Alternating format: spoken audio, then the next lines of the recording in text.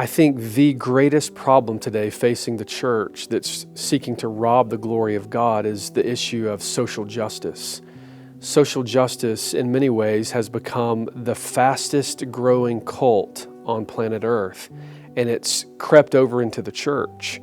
And what we're seeing with this message of social justice is that theology is being replaced by sociology, and theologians and scholars are being replaced by these sociologists. And so when we think about the fact that the church is under attack, we see this in the very area of social justice. And so social justice as a movement itself has the wrong view of sin, it has the wrong view of salvation, and it has the wrong view and understanding of the church.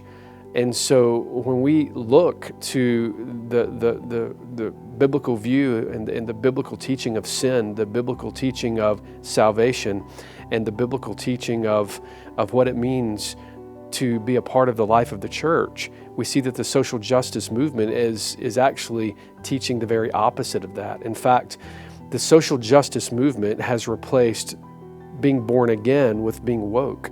And so wokeism is a massive, massive cancer. It is a cult that is affecting the Church of Jesus Christ, and it's robbing the glory of God.